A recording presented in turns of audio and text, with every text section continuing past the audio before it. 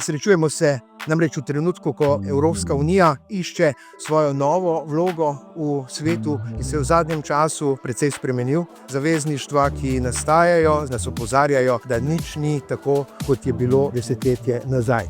Če hočete danes vsaj eno sporočilo odnesti domov, je to moje sporočilo. Evropska unija je projekt miru, svobode in blaginje, lahko bi rekli tudi varnosti.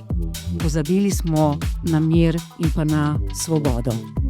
Kaj lahko naredi Evropa? Nastala je zato, da bi preprečila vojne. Poskušala je pa preprečiti bodoče vojne na evropskih tleh skozi ekonomske mehanizme.